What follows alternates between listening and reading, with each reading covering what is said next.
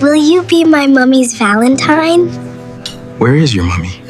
She is in the hospital. What happened to her? Why is she in the hospital? She is very sick and needs money for treatment. A little girl pushed open a heavy glass door and stepped into a world she did not belong to.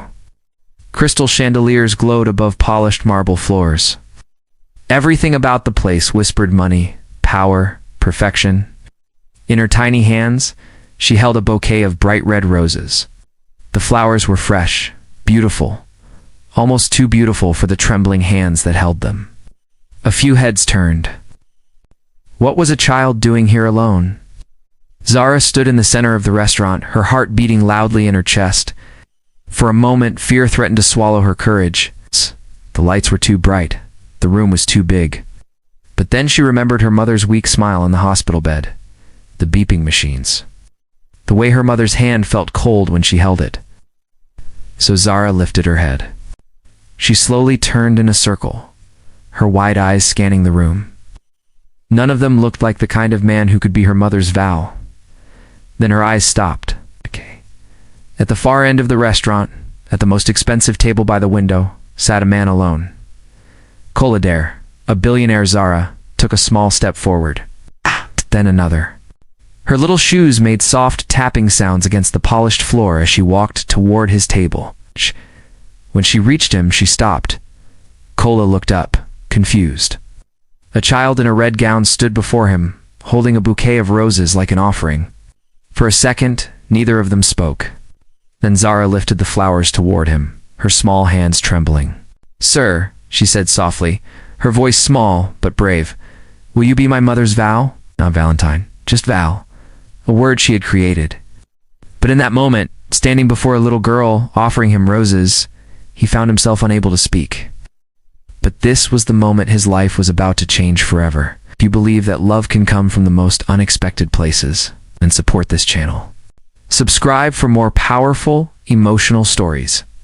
Like this video if this touched your heart, and comment below. What would you have done if Zara walked up to your table that night? There were two worlds in the city.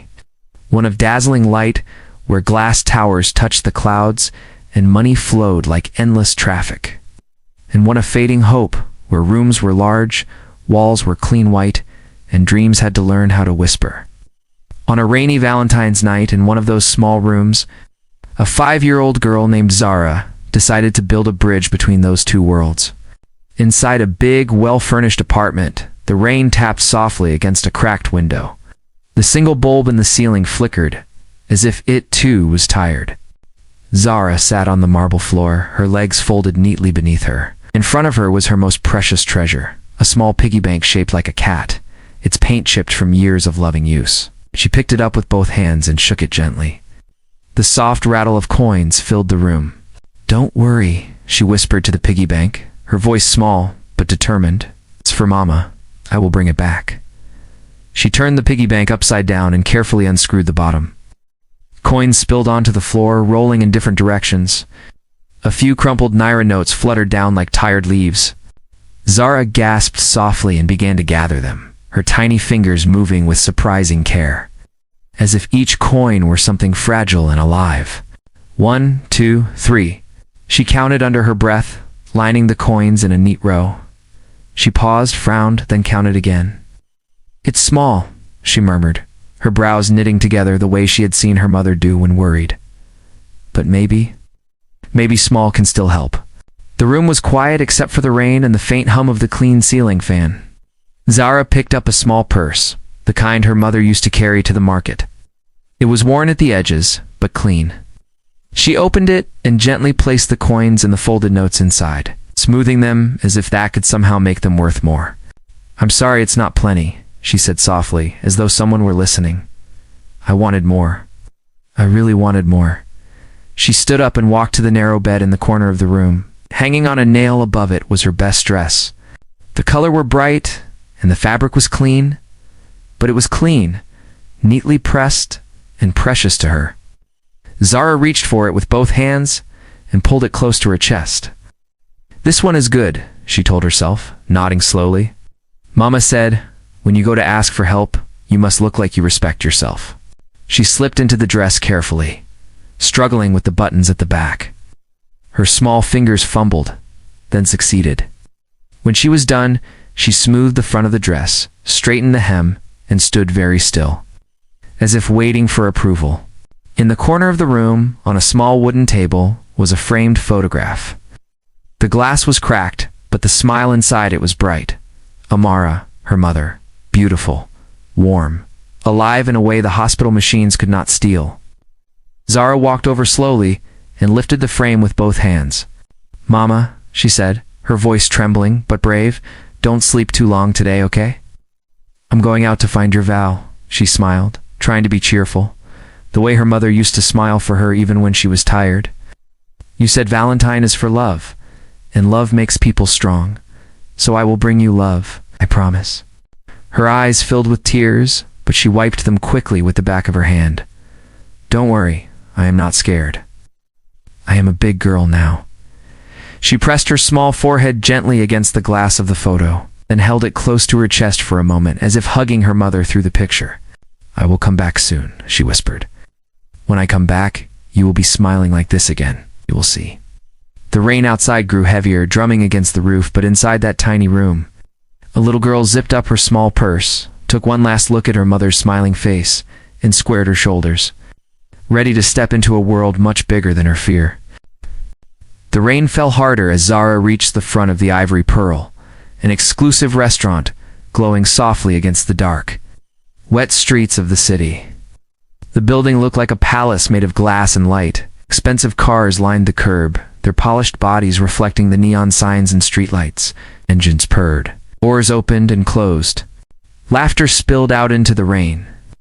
Zara stood still at the edge of the pavement, a tiny figure swallowed by the night, her thin shoulders soaked, her breath coming out in small white clouds. She clutched her bouquet of 3 red roses to her chest.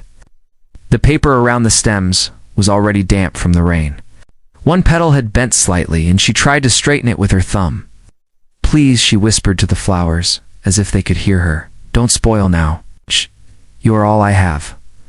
She lifted her eyes to the tall glass window of the restaurant. Warm light spilled from inside, wrapping the people within in gold. Zara pressed her forehead lightly against the cold glass and peered in. Inside, men and women sat in soft chairs, their clothes bright, their smiles easy. Plates of food steamed on white tables. Music floated in the air. Everything inside looked warm. Everything outside felt cold. A waiter passed by the door and noticed her. He frowned and shook his head slightly. "Little girl," he muttered to himself, "this is not a place for you." His voice did not reach her, but the feeling of being unwelcome did. Zara swallowed. "Mama needs her Val," she whispered to herself, her voice trembling. "I will find him. I must find him." Her eyes moved slowly from table to table. She saw couples leaning close, laughing. She saw men checking their phones. She saw women lifting glasses of wine. None of them looked at her. None of them looked like the man she was searching for, though she did not know what that man should look like. Then she saw him.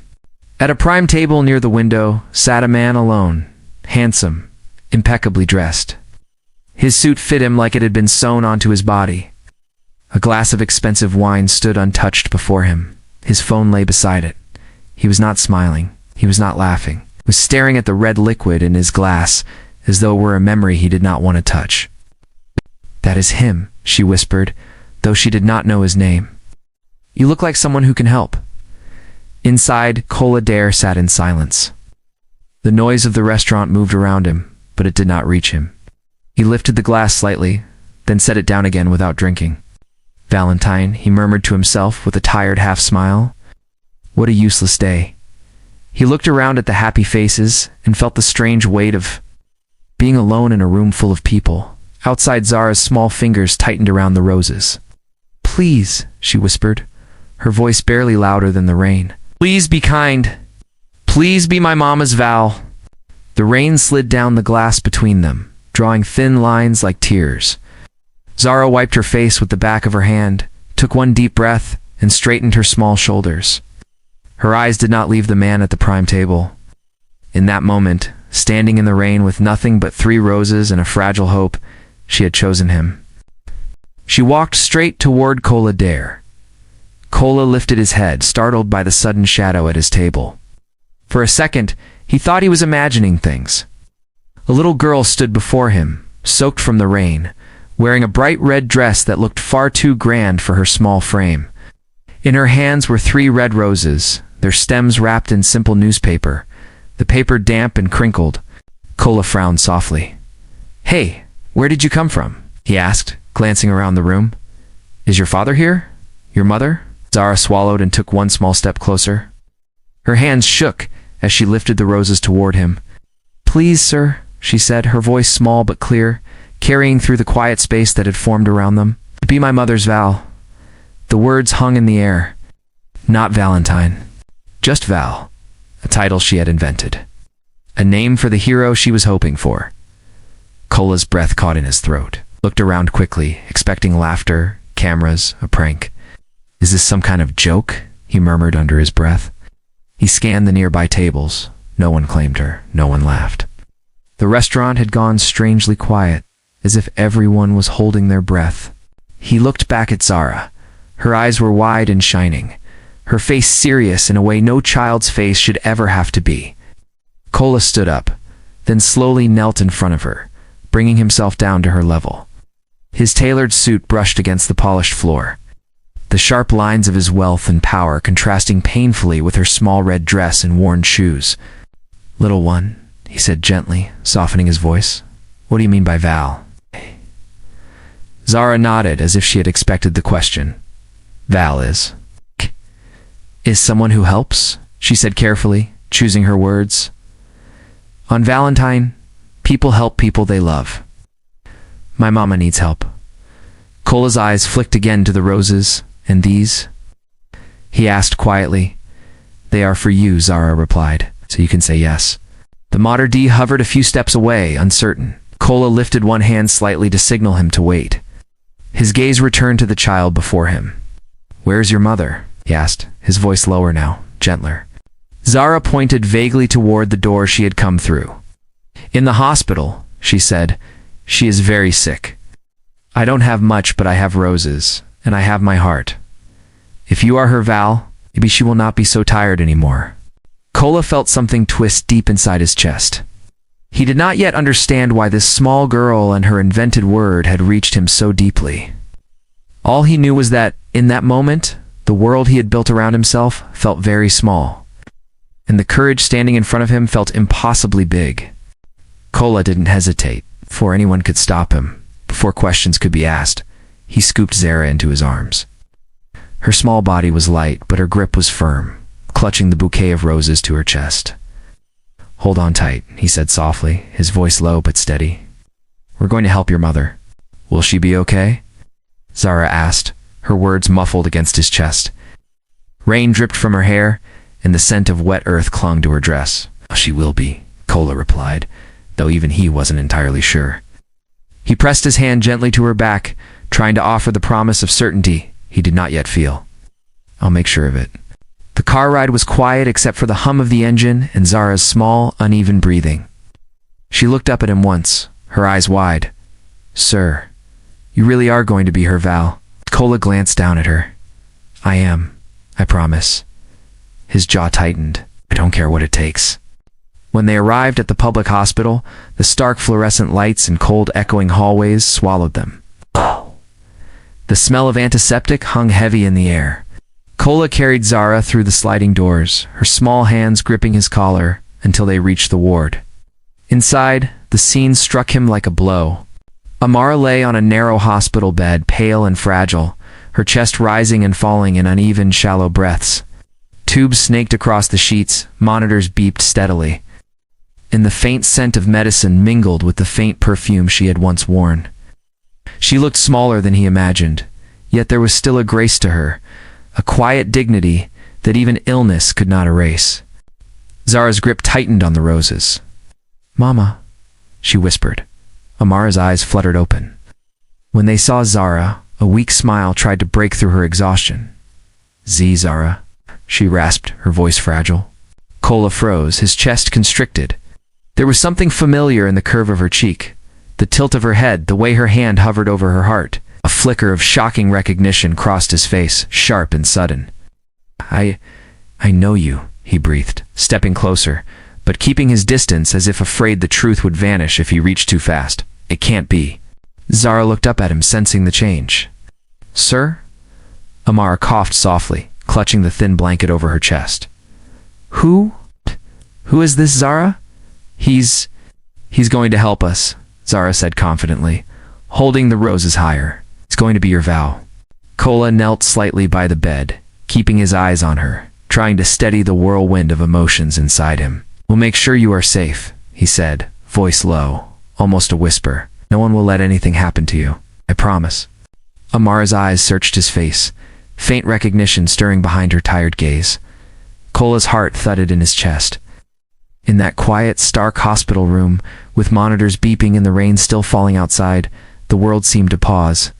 A billionaire with everything, yet here, facing a frail woman in a hospital bed. He felt the weight of everything he had lost, and everything he might finally be able to save. The doctor spoke in a low, careful voice, the kind of voice people use when they are afraid of breaking hope. He stood at the foot of Amara's bed, flipping through her thin medical file, his glasses slipping slightly down his nose. Her condition is rare, he said gently. The lungs are failing faster than we expected. We can stabilize her here for now, but the treatment she truly needs is not available in this facility. Kola's jaw tightened. He listened without interrupting, his eyes fixed on Amara's fragile chest, rising and falling with effort. Where can it be treated? He asked. There is a specialist abroad, the doctor replied. In Johannesburg, they are testing an experimental therapy. It has shown promise, but it is costly. Very costly. Travel, admission, treatment, recovery. It is not something most families can afford. The doctor hesitated, then added softly, even with assistance, many do not survive long enough to be transferred. Zara stepped closer to the bed and reached for her mother's hand. Mama, don't worry, she whispered. He said he will help us. He is your Val. Amara tried to smile, but the effort made her wince. Zara, my love, she murmured. You don't ask strangers for the impossible. Kola lifted his gaze to the doctor, his eyes steady now, his voice firm with a decision already made. Do everything, he said. Arrange the transfer. Send her to the best facility in Johannesburg. Money is no object. The doctor blinked, taken aback. Sir, are you certain? The deposits alone. I am certain, Kola cut in quietly. Prepare the paperwork. Call the specialist. I want her on the next available medical flight. The room seemed to exhale. The doctor nodded, already pulling out his phone. We will begin immediately, he said, his voice filled with cautious relief. Thank you, sir. Kola reached into his jacket and produced his card, placing it on the bedside table with a soft, final tap. Clear every outstanding bill, he added. All of it. Now, Zara's eyes widened. Mama, she whispered, her voice shaking with hope. Did you hear? We are going to the place with the big doctors? Amara turned her tired eyes toward Kola. You don't have to do this, she said, her voice thin but proud. We are grateful. But this is too much. Kola shook his head slowly. It is not too much, he replied. It is exactly enough. As the doctor stepped away to make the calls, Kola looked from Amara to Zara. The child's face was lit with fragile hope, and the woman's eyes held a mix of fear and gratitude. Something old and heavy stirred in Kola's chest. The look in his eyes deepened, a quiet personal pain flickering beneath the resolve. This was not charity. This was not a generous impulse of a wealthy man. This was a debt awakening, a promise rising from a place far older than money. Weeks later, the air at the private recovery villa was calm and clean, carrying the soft scent of flowers and fresh grass. Sunlight filtered through tall palms and settled gently on white walls. Amara sat on a cushioned chair on the veranda, a light shawl draped over her shoulders. Strength had begun to return to her body. Her breaths were deeper now, steadier, no longer a quiet battle for air. In the garden beyond, Zara's laughter rang out as she ran in small circles with the nanny Kola had hired, her red ribbon bouncing in her hair. Kola stood a few steps away, watching them with a quiet smile that faded as Amara's eyes lingered on him. She studied his face, the calm, confidence, the careful kindness that never seemed to announce itself. "You come every day," she said softly. "You sit with us. You ask about my breathing. You ask what Zara ate. You make sure the nurses have everything. Tell me, Kola, why?" We shifted his weight, hands clasped loosely in front of him. "I told you," he said gently. "You needed help." Amara shook her head. "No," she replied, her voice steady now, no longer the fragile whisper of a patient. "This is more than help. This incredible kindness. It is more than my daughter's roses could ask for." She paused, then added quietly, "People do not do this for strangers." Kola inhaled deeply, as if drawing courage from the air itself. His gaze drifted to the garden where Zara laughed, then back to Amara. 12 years ago, he began, his voice heavy with old weight. "My first company failed. Everything collapsed. I lost my savings, lost my name. I lost the confidence people had in me." He let out a slow breath. "I was ashamed. I was tired of trying to be strong. One night, around 3 in the morning, I found myself sitting by a bridge. I told myself I was just resting, but the truth is, I was ready to let the night take me." Amara's eyes widened slightly, her hand tightening on the arm of the chair. "Kola, I was in a gray suit," he continued quietly. "Dirty from the rain. My phone was dead. My pockets were empty. Then a young woman walked past me. She wore a nurse's uniform. She stopped. She looked at me like I was still human." He swallowed. "She bought me a cup of tea from a roadside cellar, sat with me for hours. She talked to me when I could not talk to myself. She said, 'The world needs your mind, Kola. Don't let it end here.'" Amara's breath caught. "She opened her bag," Kola went on, his voice trembling now, "and she gave me her last 5,000 naira for transport. She said, 'Go home. Start again.' I asked her name. She smiled, said I did not need it. By the time I turned to thank her again, she was gone. I never saw her after that night." Silence settled between them, heavy and sacred. Amara stared at him, her face draining of color as memories rushed back into her eyes. The bridge, the rain, the man in the gray suit, the cup of tea she had bought with her last money after a long night shift. Her lips parted. That was you?" she whispered. "The man in the gray suit?" Kola nodded slowly. "You saved my life that night," he said, his voice breaking free of its restraint. "Oh. I built my empire with your words in my head. Every deal I closed, every company I raised from the ground, I told myself I would one day find you and repay that debt." Zara didn't just find a billionaire in a restaurant. He looked toward the garden where her laughter floated on the breeze. "Hush. She led me back to my salvation." Amara pressed a hand to her chest, tears slipping down her cheeks without permission. "I thought I had forgotten that night," she said softly, "but I never forgot the man's eyes. They were empty. And then, when he stood up to leave, they were full of fear and hope at the same time." Kohler lowered his head, emotion thick in his throat. "You gave me my life back," he said. "This, all of this, is not generosity. It is me finally keeping a promise I made to myself 12 years ago." Kola stayed true to his word. He became Amara's vow, not with grand speeches, but with quiet presence and steady care. Some mornings he arrived early with a small basket and a soft smile. "The air is kind today," he would say, offering his arm. In the garden, he laid out a simple picnic beneath the shade of a wide tree. Amara would sit slowly, still cautious with her strength, and Zara would clap her hands in delight. "Mama, the birds are singing for you," Zara said once, pointing to the branches above. Amara laughed, a sound that surprised even her.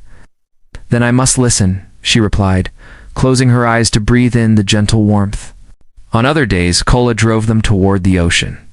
The road curved open before them, the wind brushing against their faces. Zara pressed her nose to the window. "Uncle Val, the water's following us?" she giggled. Kola chuckled. "It's not following us, little one. It is welcoming us." Amara rested her head lightly against the seat, watching the horizon. "I never thought I would see this again," she murmured. Kola glanced at her, his voice low. "There are many things you will see again. This is only the beginning. Physiotherapy days were harder. The room was quiet, except for the soft instructions of the therapist and the steady rhythm of Amara's breathing. Her steps were slow, uncertain. Pain flickered across her face. She would pause, doubt rising in her eyes. "I don't know if I can do one more," she whispered once, her hands trembling. Kola moved closer without crowding her. "You can," he said gently. "It's not because you are strong today, but because you are brave today. Take one more step." "I am here." Amara exhaled, nodded, and took that step. Zara watched from the chair, her small fists clenched in hope. "Go, Mama," she said softly. "I'm counting for you." And when Amara reached the end of the short walk, Zara jumped up. "You did it!" she cried, throwing her arms around her mother's waist. Laughter returned in small, unexpected moments. In the garden, when Kola tried to open a stubborn bottle of juice and failed, Zara burst into giggles. "Uncle Val is not strong like the movies," she teased. Kola feigned offense. "Ah, so you think I am only strong in boardrooms?" Amara laughed, covering her mouth. "Be careful, Zara," she said playfully. "He might go and start lifting stones to impress you." Kola raised his hands in surrender. "No more stones. I will impress you with patience." Zara thrived in the warmth of their growing circle. She began to run freely again, her laughter no longer edged with fear. "Uncle Val," she would call, tugging at Kola's hand. "Come and see my flower." And he would kneel beside her, nodding seriously at the smallest bloom. "It is beautiful," he would say. "You chose well." The name stuck. Uncle Val, a name born of a child's simple faith, now filled with real meaning. Between Kola and Amara, something gentle unfolded. Gratitude softened into respect. Respect lingered into quiet understanding. Their conversations grew longer, their silences more comfortable. Sometimes they would sit side by side watching Zara play, saying nothing at all. The space between them no longer felt empty. It felt warm. Unspoken love hovered there, patient and careful, growing not from urgency, but from the steady rhythm of shared healing. The evening air in the villa garden was soft and warm, carrying the faint scent of flowers and fresh earth. Fairy lights hung above them in gentle arcs, glowing like small stars brought down to rest among the trees. The world felt quieter here, as though the night itself had leaned in to listen. Amara stood beneath the canopy of lights, her hands loosely clasped in front of her, her breath steady. Her strength returned enough for her to stand without fear. Kola stepped closer. For a moment, he said nothing. He simply reached out and took her hands in his touch careful, reverent. As if he were holding something precious he had been afraid to name. "Amara," he began softly, and her name sounded different in his mouth, fuller, warmer. She looked up at him, her eyes reflecting the small golden lights above them. "You've been quiet all evening," she said gently, trying to smile, though her heart was already beating faster. "Is everything all right?" Claude nodded, then shook his head, then laughed quietly at himself. "I've been rehearsing this in my head," he admitted, "but the words never sound brave enough when I say them alone." He took a slow breath. "Zara asked me to be your Val for a day."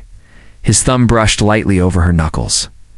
"But Amara, you have given me a purpose for a lifetime." Her breath caught. "Kola, I don't want to just be your Valentine," he continued, his voice steady now, anchored by truth. "I want to be your sunrise when the night feels too long. I want to be your safe harbor when the storms come. I want to walk beside you, not because I owe the past, but because I choose this future." He paused, his eyes searching hers. "I love you." The words settled between them, gentle and sure. Amara's eyes filled, the light from above blurring into soft gold. "I was afraid to hope," she whispered. "After so much pain, I didn't know if my heart still remembered how to open." Kola lifted her hands slightly, resting them against his chest. "It remembers," he said quietly. "Just needed time." A tear slipped down her cheek, then another. She smiled through them, a smile made of relief and joy. "I love you too," she said, her voice trembling with the truth of it. Kola leaned in slowly, giving her space to step away if she wished. She did not. Their foreheads brushed, then their lips met in a gentle, unhurried kiss. The world seemed to hold its breath. When they parted, Amara's tears streamed freely, not from pain, but from the soft ache of happiness finally allowed. Kola rested his forehead against hers, his voice barely a whisper. "We will take this one day at a time." Amara nodded, laughing softly through her tears. "That is all I ask." The wedding was beautiful in a quiet, intimate way, the kind of beauty that did not need crowds to feel complete. Soft music drifted through the garden as sunlight rested gently on white chairs and fresh flowers. Amara stood before Kola, her hands trembling lightly in his, her eyes bright with tears that refused to fall. He looked at her the way a man looks when he has finally found his way home. Zara walked ahead of them as the flower girl, her beautiful pink dress swaying with each careful step. She scattered petals with great seriousness, then looked up and grinned when she reached the front. "Mama," she whispered loudly enough to make Amara laugh, "don't forget your words." Kola smiled, his eyes warm. "And don't forget to smile at me too," he teased gently. As they exchanged vows, the world seemed to soften around them. Kola's voice was steady, but his eyes shone. "I promise to choose you every day," he said. Amara nodded through her tears.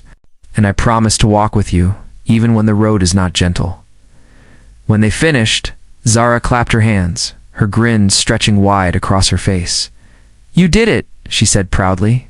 "You were really family." Later, when the quiet celebration had settled into soft laughter and warm embraces, Kola knelt before Zara. He reached into his pocket and brought out a small box, holding it up so she could see.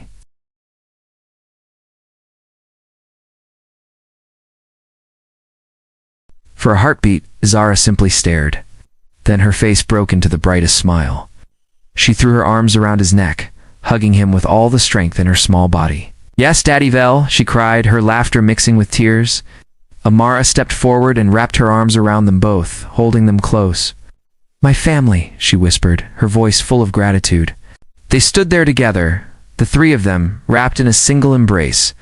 In their home, not far away, 3 red roses rested inside a glass case, carefully preserved, frozen in time. Once they had been a fragile offering held by trembling hands. Now they were a reminder that love, when offered with courage, can change everything. The news reached Kola's mother in the quiet of her grand living room, carried by whispers and cautious voices. The house was large, polished, and filled with the stillness of wealth. She sat upright on a high-backed chair, her wrapper neatly arranged, posture dignified in the way of a woman long used to being obeyed. When the words were finally spoken to her, she did not react at first. Her eyes remained fixed on the framed family portraits lining the wall, her face unreadable. "You are telling me," she said slowly, each word measured, "that my son has married a woman he met on the street through a child?" The aide who brought the news lowered his gaze. "Mama, the woman was ill. He paid for her treatment. They grew close. The wedding has already taken place." Silence stretched. The awe in the room thickened. "So it is true," she murmured, more to herself than to anyone else. Her fingers tightened around the arm of the chair. "After all the families that were brought to him, after all the alliances we prepared," she stood up, her voice rising with restrained anger. "Does he think marriage is charity? Does he think love grows from pity?" She paced slowly across the marble floor, the soft sound of her slippers echoing in the room. "A billionaire's wife is not chosen in a hospital ward," she said bitterly. "Our name is not a bandage for broken lives." Later that evening, when Kola came to greet her, the tension met him at the door. She did not offer him a seat. She did not offer him her usual smile. She looked at him with eyes that were sharp with disappointment. "So," she said, folding her arms, "you have taken a wife without my blessing." Kola met her gaze calmly. "I married the woman I love." She scoffed softly. "Love," she repeated. "Is that what you call this? You confuse gratitude with love? You confuse rescue with marriage? Tomorrow, when the story changes, what will people say of our family name?" "People will say what they always say," Kola replied, his voice steady. "But this time, I will not let their voices choose my life." His mother's lips trembled, not with weakness, but with restrained emotion. "You forget where you come from," she said. "You forget what we built. Our family does not mix its blood with uncertainty." Kola took a small step forward, his tone gentle but firm. "Mama, I remember exactly where I come from. I remember nights when we had nothing but hope. I remember when you taught me that dignity is not in money, but in the choices we make when no one is watching." He paused. "This is my choice." She turned away, her shoulders stiff. "I will not accept this marriage," she said quietly. "Not today, not easily." The words fell like a verdict. The room held its breath. In that silence, Kola understood that love had given him a family, but tradition was about to test it. The argument reached Amara through the half-open door like a wound in the air. Voices rose and fell in the hallway, sharp with pain, heavy with pride. She stood frozen in the guest room, one hand pressed to her chest, the other resting on the edge of the bed as if the furniture itself was the only thing holding her upright. Kola's voice was steady but strained. His mother's voice was cold, slicing through the quiet of the house. Every word landed on Amara's heart like a small stone. "She does not belong in this family." The sentence repeated itself in her head, long after the voices fell silent. She did not cry at first. She only stared at the wall, her reflection in the mirror, looking like a woman already preparing herself for loss. "So this is what love costs," she whispered to no one. "To be a burden." That night sleep refused to come. Amara sat on the edge of the bed, watching Zara breathe softly, the child's small chest rising and falling in peaceful rhythm.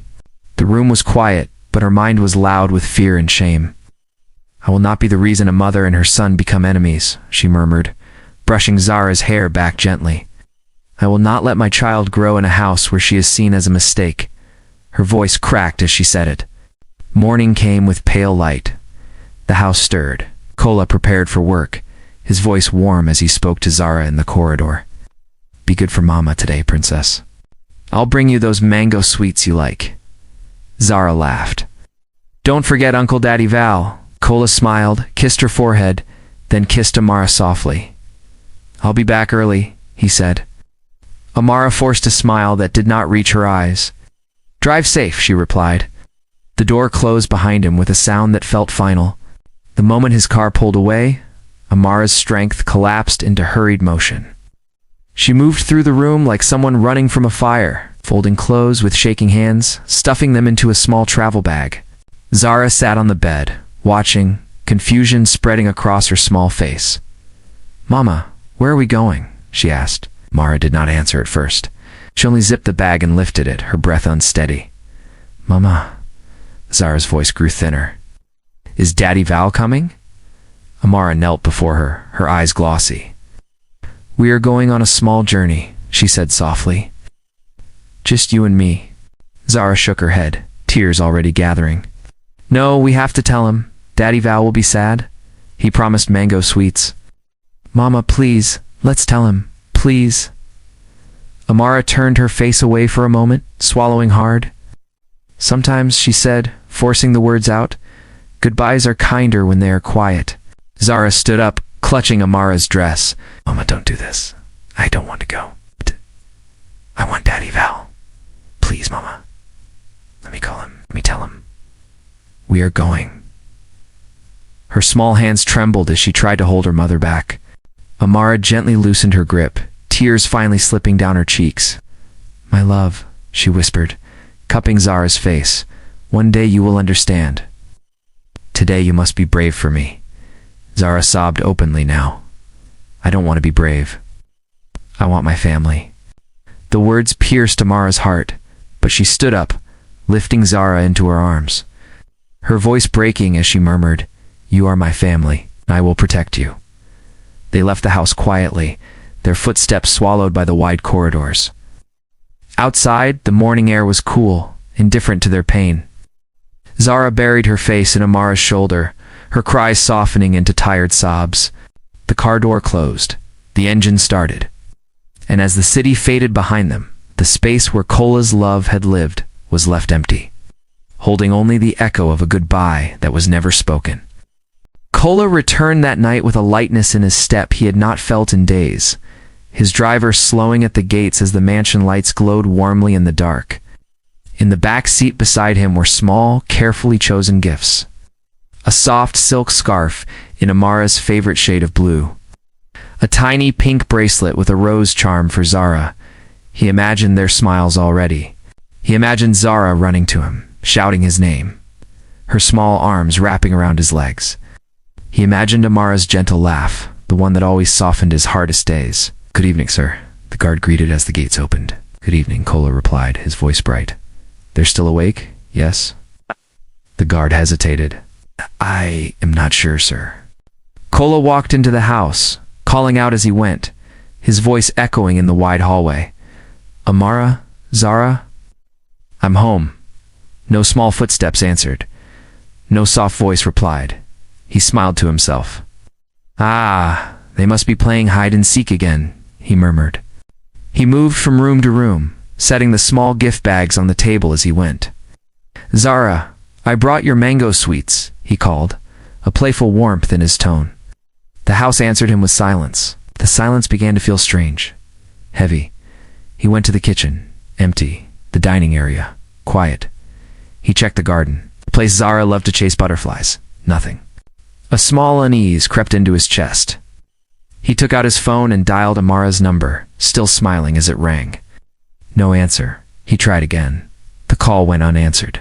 His smile faded. "Amara." He whispered, as if saying her name louder would make her appear. He walked quickly to their room. The bed was neatly made. Neatly. The wardrobe stood half empty, hangers swaying slightly as if they had been disturbed not long ago. His breath caught. "No," he said softly, stepping closer. He opened the drawer where Zara kept her little toys. It was bare.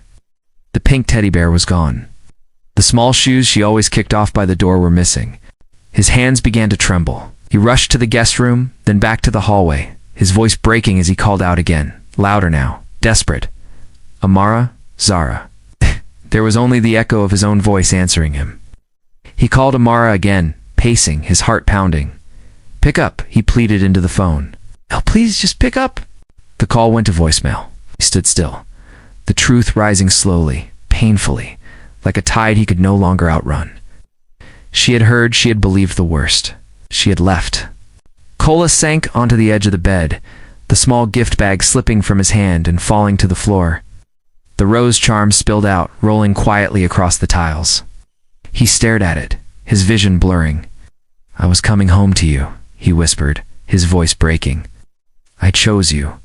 The weight of the empty room pressed down on him. The silence that had once been peaceful now roared in his ears.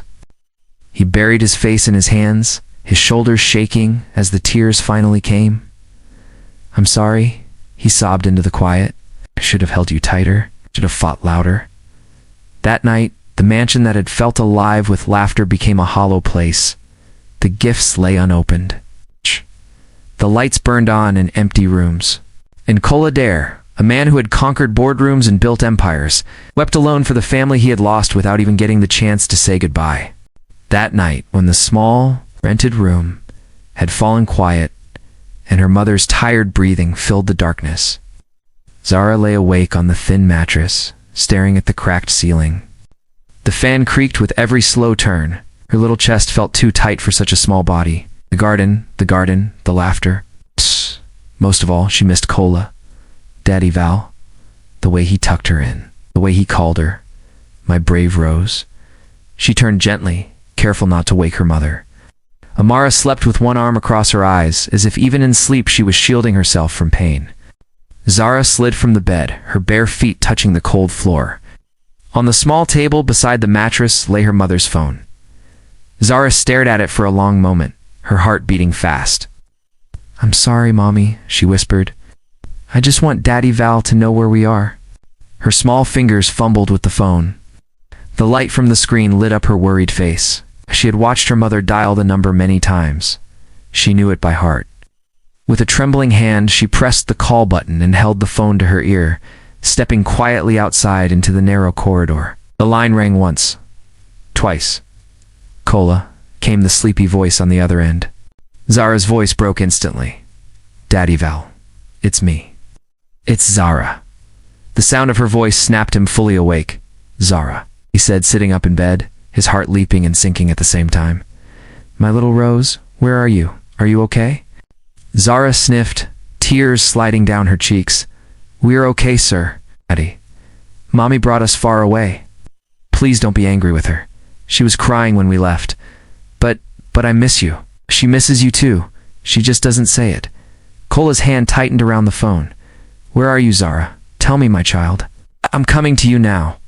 Zara looked down the corridor, then outside through the small window at the quiet street. "There is a blue gate," she whispered urgently, "near the bus park. The sign says Good Shepherd Lodge. Our room is upstairs. Please come before morning. Mommy will wake up soon." "I'm already on my way," Kola said, his voice thick with emotion as he grabbed his keys. "Stay where you are. Lock the door.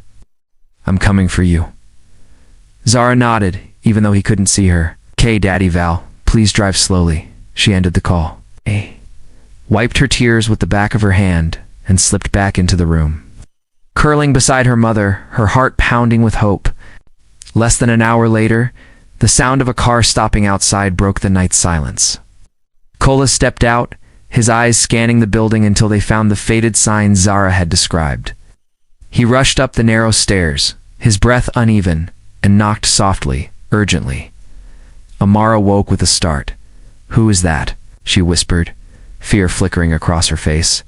Zara sat up, her eyes shining. "Mommy, it's Daddy Val." Amara froze. "What did you say?" The knock came again, firmer now. Amara Kola called through the door, his voice trembling. "Please, I know you're in there."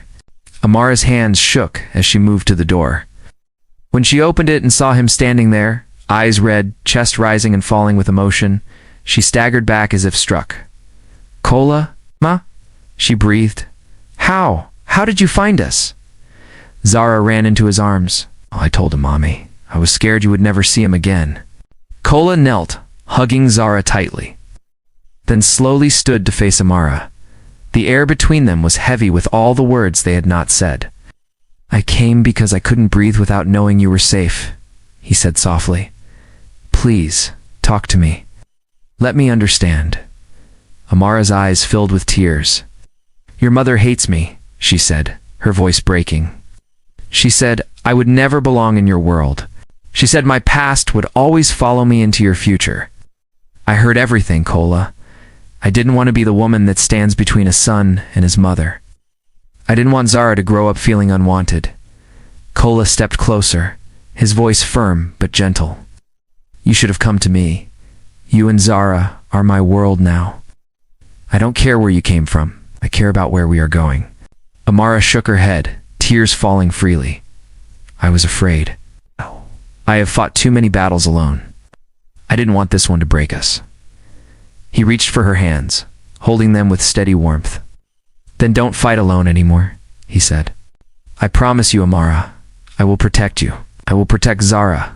No one will ever make you feel small in my world again. It's not even my mother. I will stand between you and any storm."